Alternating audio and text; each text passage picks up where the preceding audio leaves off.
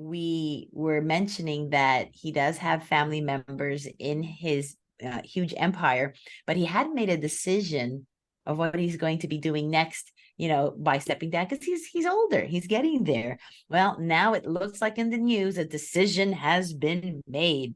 So he's stepping down as chairman of Fox and News Corp. And again, this is exactly what was going on, Chris, in the HBO Succession series, where he was planning and trying to think of who's going to be the best successor of his empire. Now, when the news broke, he said that he's retiring.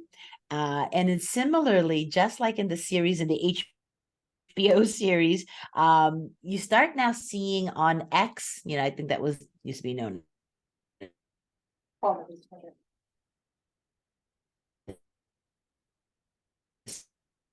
Twitter and all the social media. It's quite fun. So it's really brought the show to the forefront, but really helped people focus on what's going on with that family. So his son Lachlan, he decided Lachlan will be taking over as the sole heir of News Corp and Fox. He's 52. He did congratulate his father on his booming career, seven decades in this industry.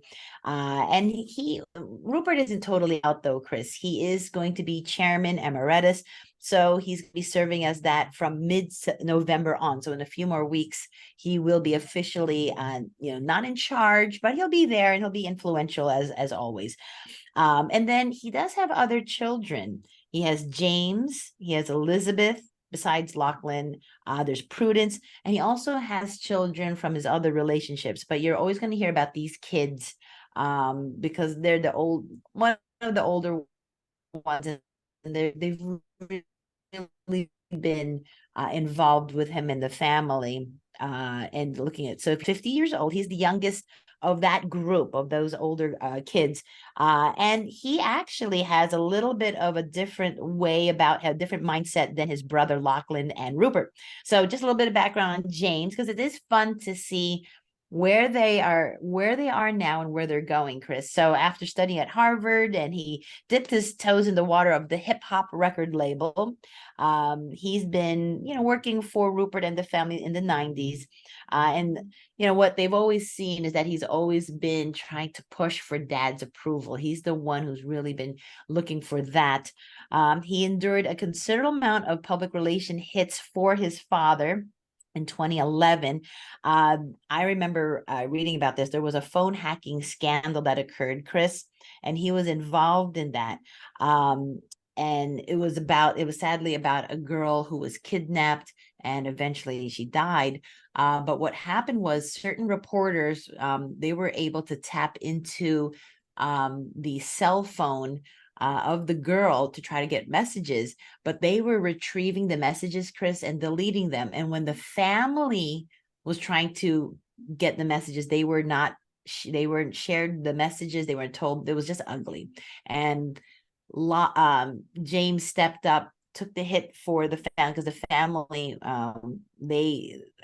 Rupert's business, they were in charge of that phone company, and they had the wherewithal to retrieve the messages. So it was kind of ugly. It was really not good, but James took it. He took all of that. Then you have the other daughter, Elisabeth. Now Elisabeth kind of has taken on her own role. She is not really heavily involved in Rupert's business, Chris. Rupert's daughter, she is a little bit older than the other kids, but she never was considered a serious contender as a successor. She left the family business in the 90s, and she created a TV production company called Shine. And really that was responsible for The Biggest Loser, Master Chef in 2011. One of the biggest thing that she did was forsaking the privileges of her Murdoch name, and she struck out on her own. And Shine was bought out for 153 million pounds.